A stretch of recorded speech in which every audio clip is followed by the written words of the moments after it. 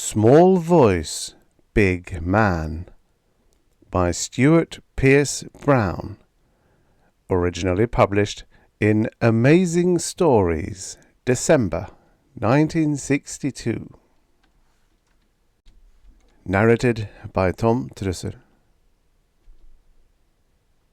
Car 43 cruised slowly up 8th Avenue. At the wheel, Patrolman Vince Ferraro thought mixed thoughts about Patricia Ann Burke. Beside him, Sergeant Gus Kleiber watched the city in a bored and automatic way, his mind on Augustus Jr., about to take his bar exams.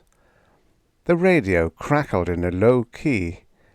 The evening traffic was light. Few people were on the streets. The sergeant turned heavily in his seat. "You hear that?" "What?" "A guy singing, over the radio." Ferraro shook his head. He pulled over and they listened. Routine police calls squawked from the speaker. Kleiber frowned.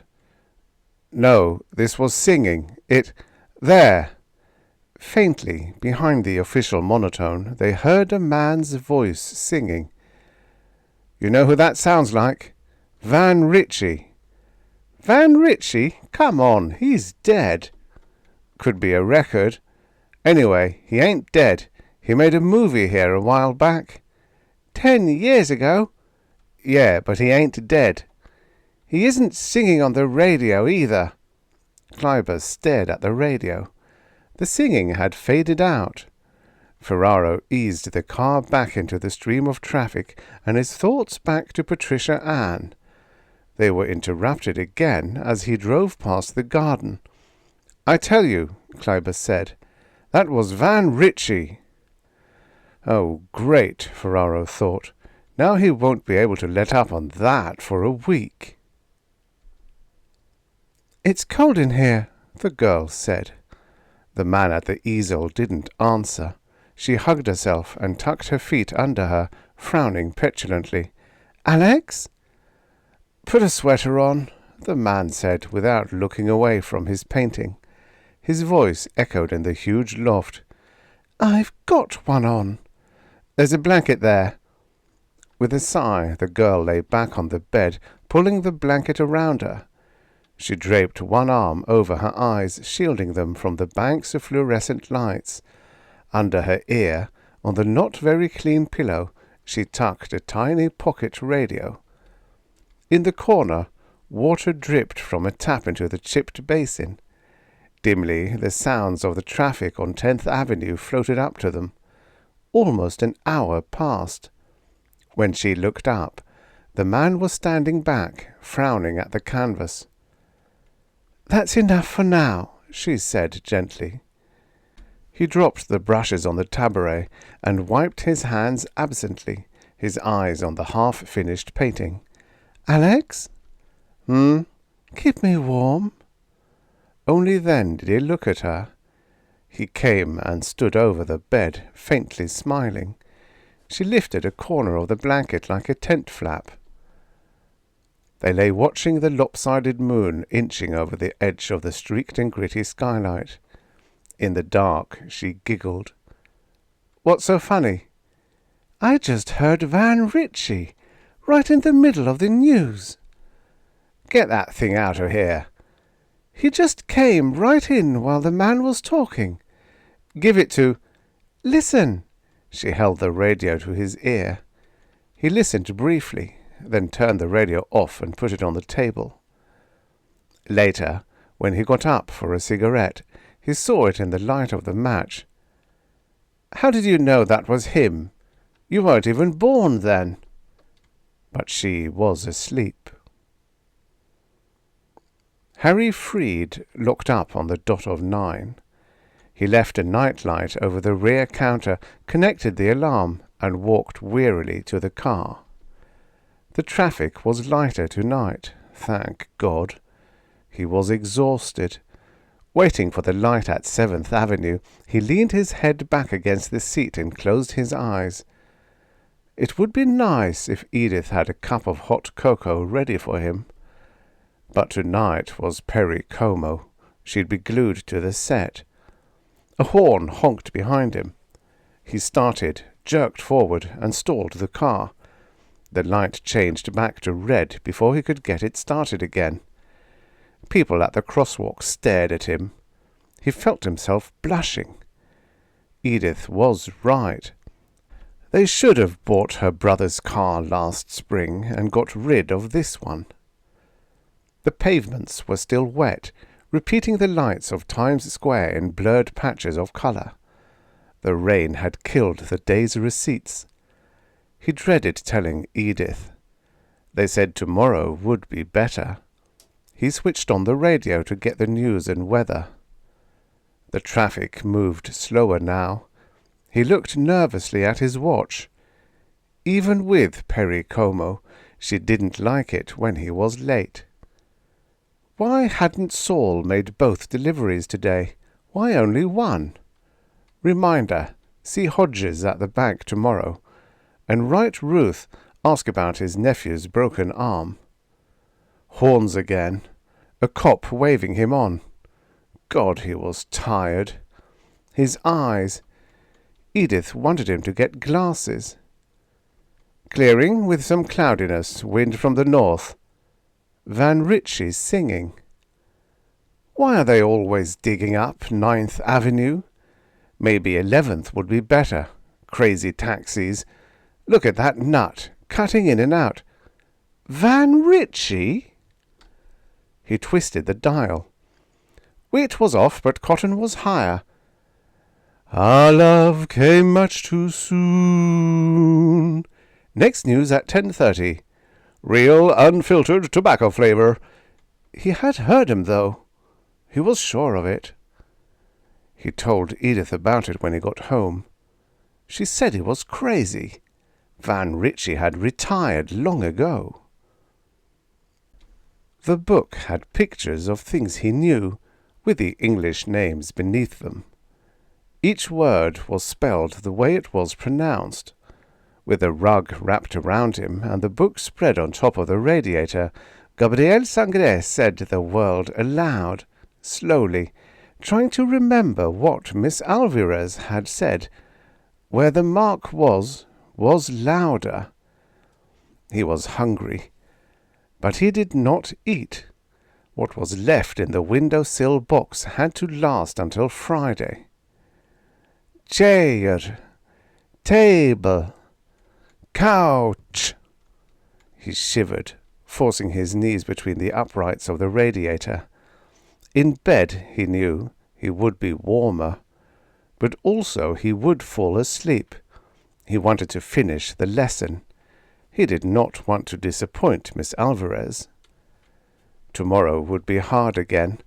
A long day, with the stacks of trays and the heavy dishes and the miles of running around the big kitchen, with the old Italian barking at him and the waiters pushing him and cursing him. But he could not go to bed. He rested his forehead on the book.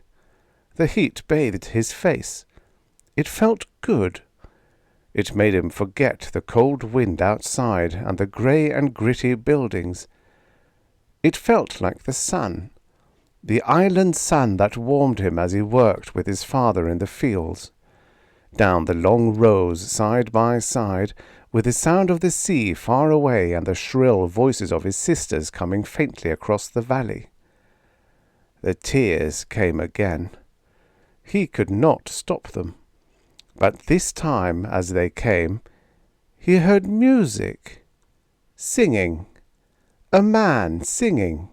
Faintly, like the sound of his sisters far away. It was in English.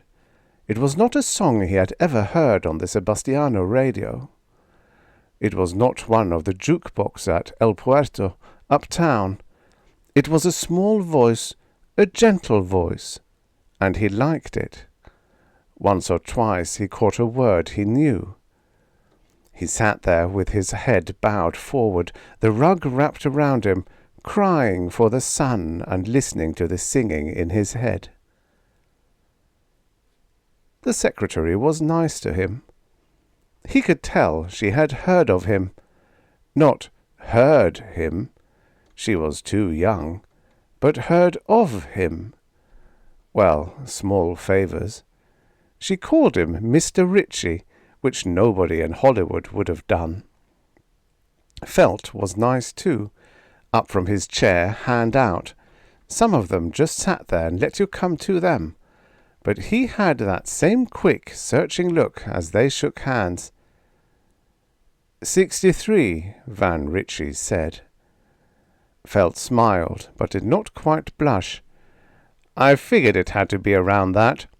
For what it's worth, you don't look it. Thanks.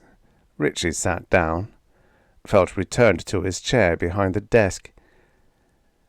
I talked to Marvin on the coast last night. You're it for us, he says. Good. I hope so.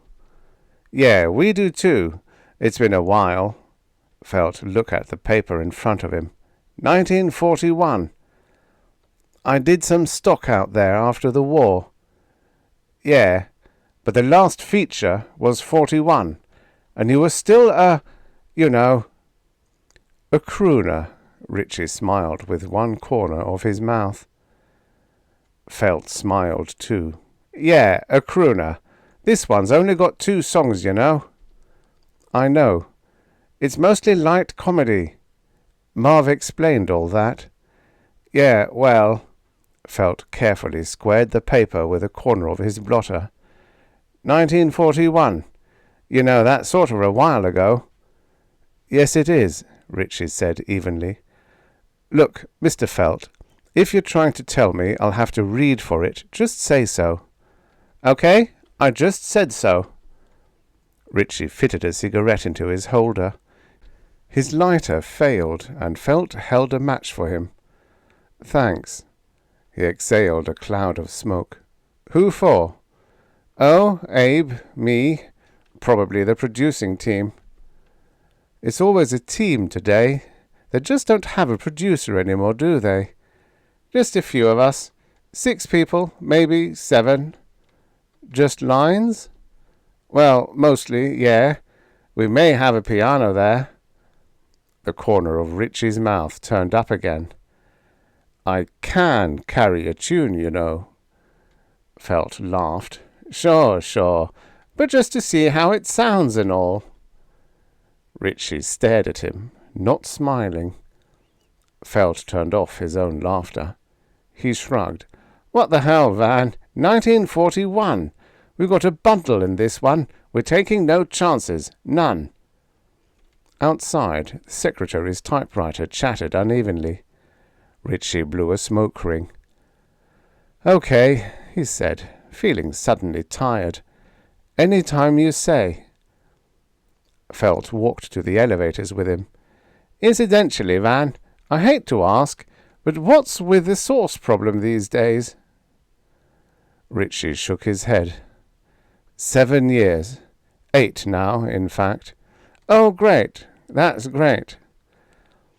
And for your information, it never was what you'd call a problem. Well, the papers and all, you know. We couldn't tell. The elevator doors hissed open. Thanks for coming up, fella. See you tomorrow.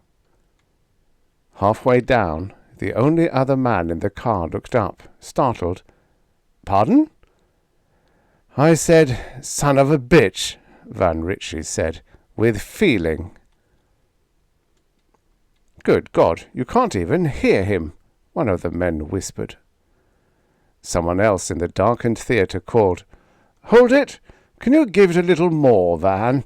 We can't hear it out here. Van Richie squinted towards the seats. Are the mics up? All the way. You're going to have to push it.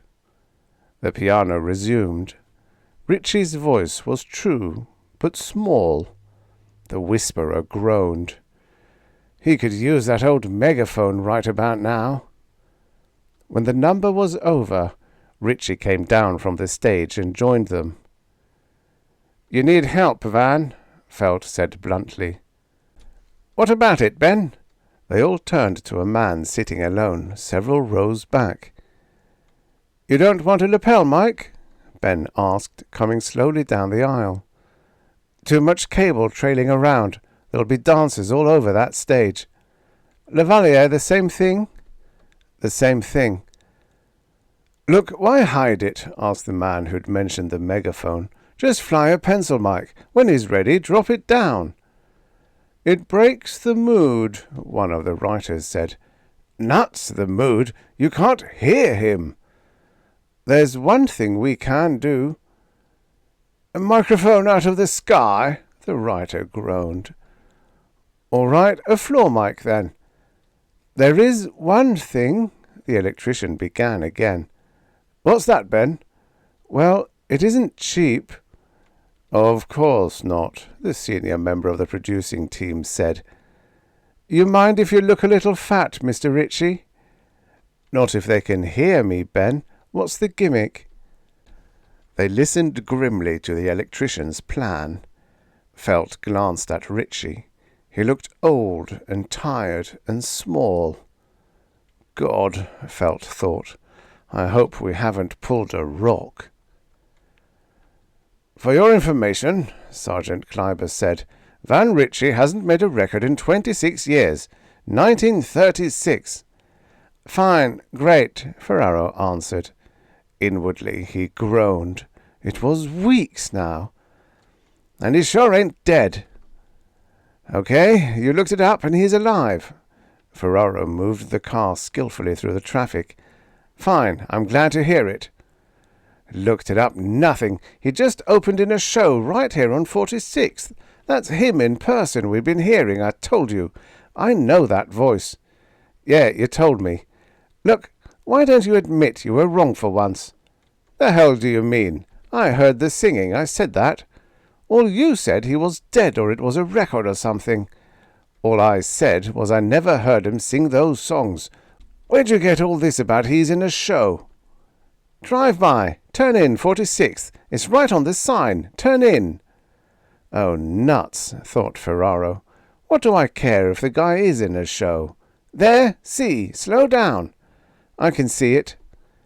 They moved on down the block, past the other theatres. Ferraro shrugged. Okay, he's still around. Sure is, and that's him we hear singing. But at night, how can be on the radio if he's in a show? They wouldn't be doing a broadcast from the stage every night. Typical, thought Kleiber. In the wrong, so now he attacks. He couldn't say I was wrong or you were right or sorry or anything. Okay, he's still around. Big deal. And now boring in about the broadcasting. Well, the hell with him. There were getting too many of his kind from the academy nowadays. The know-it-all, you heard it here first type. He was coming up for an advance in pay grade on the 1st of the month. He had big plans to get married. Well, let him stay in the barrel a while longer. It wouldn't hurt him. Pat or Peg or whatever her name was could wait. He'd made a mental note to get Ferraro's fitness report from the clerk when they got back to the precinct house. Can you turn that down a little? The girl shrugged and turned the volume control on the tiny radio. A sudden blare of sound crashed and echoed in the quiet studio. Sorry, she called, hastily twisting the knob the other way.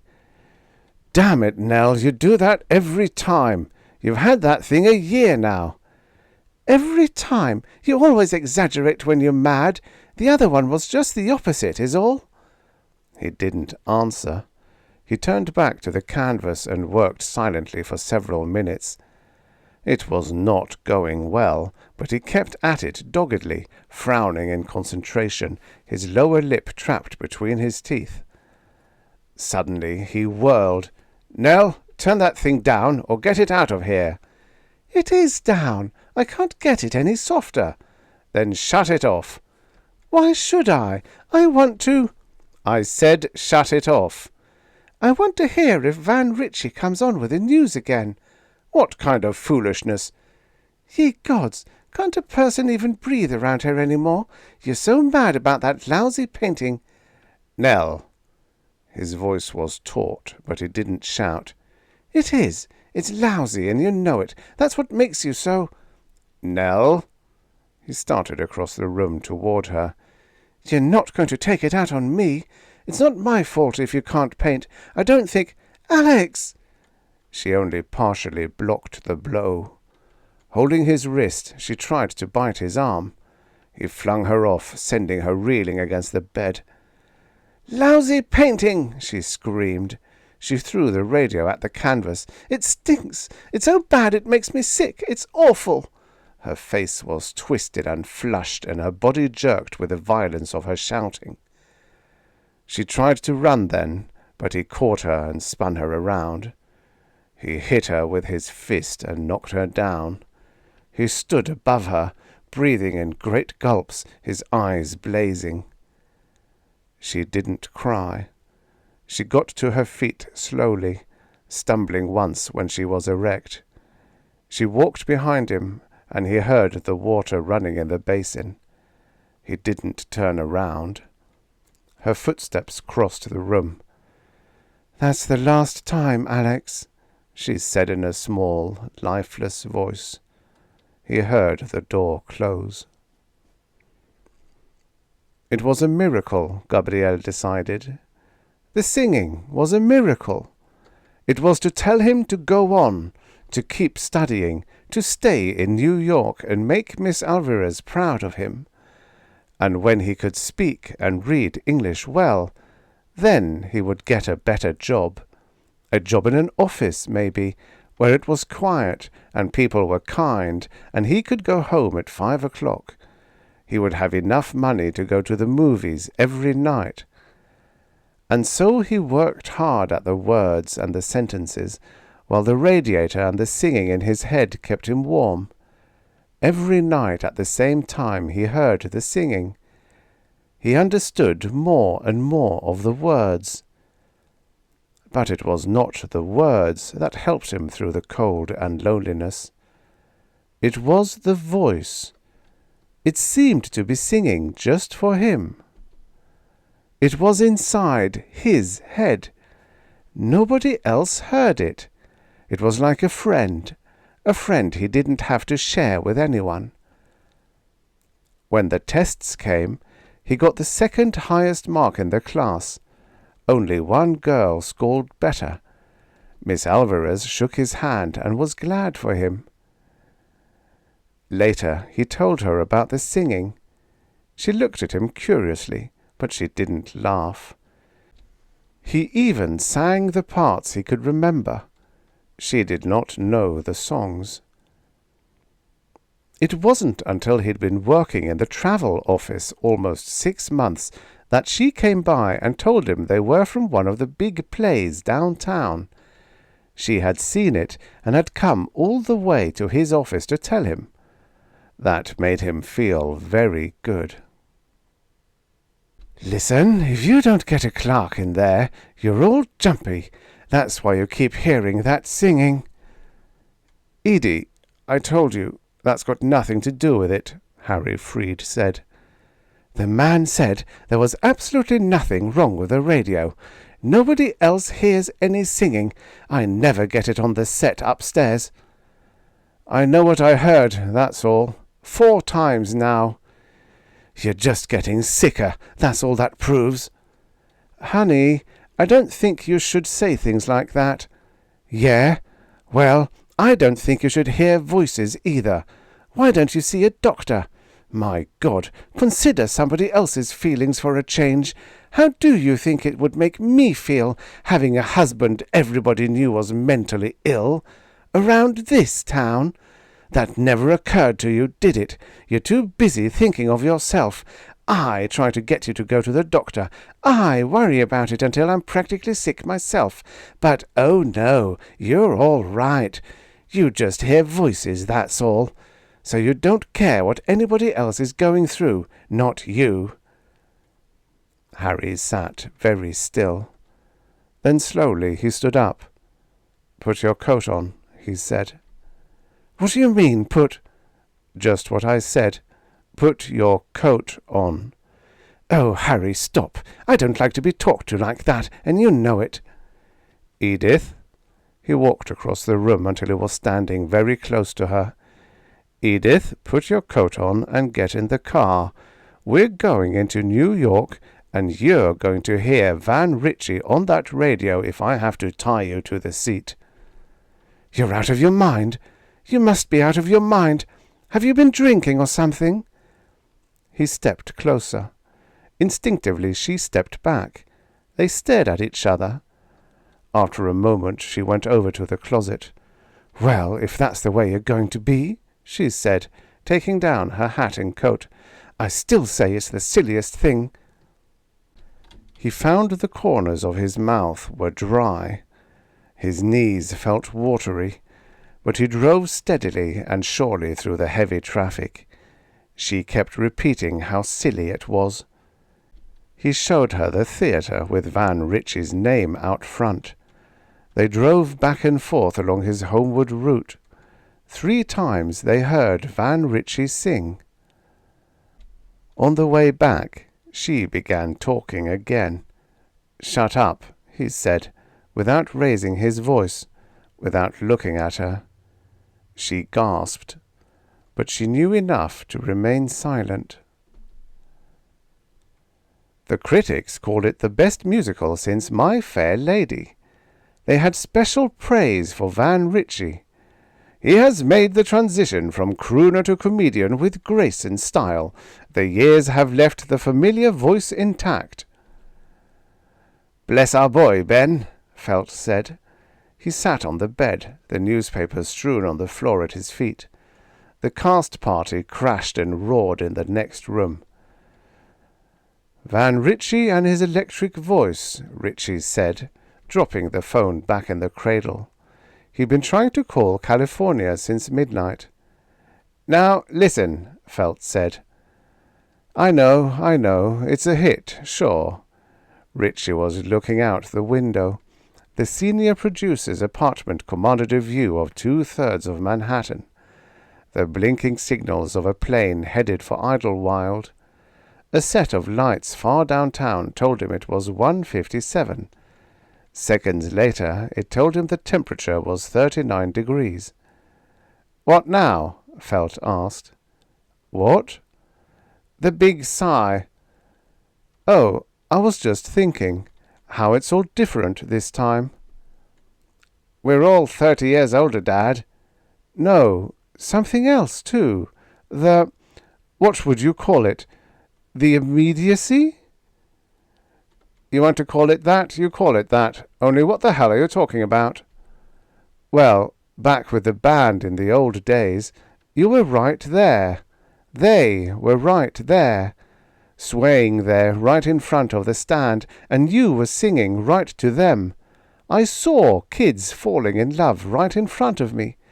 Maybe they got married after that. Maybe they didn't get married. But I was reaching them. I was communicating. When I hear an actor use the word communicate, I leave the room. This time around, I can't get any feeling that I'm reaching anybody, that it makes any difference." The party sounds burst in on them. The producer stood in the doorway. "What? Are you memorizing those reviews? Come on, everybody's asking where you are." "Here we are." "Yeah, but come on. They want you, Van. Sibby's at the piano. You're on." "Sing Melancholy Baby," Van Richie said. But he went out into the bright, crowded room and over to the piano. In a corner of the room, Ben listened, smiling and tapping his foot to the rhythm of the song. The room had quieted down while Van Richie was singing. There was a crash of applause when he finished. "Such a little voice," a woman said to Ben. He recognized her as one of the writers' wives. "What did you do for it, Ben?" "Arthur said you did something perfectly amazing." Ben shrugged. "Not so amazing. We had a little belt made. About," he stretched the thumb and middle finger of one hand, 6 inches high, maybe 1.5 inches thick.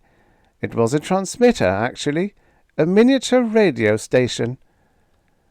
"But I never saw any wires. What did he have? Batteries?" Transistors, like the astronauts in the space capsules. He wore the whole thing under his clothes.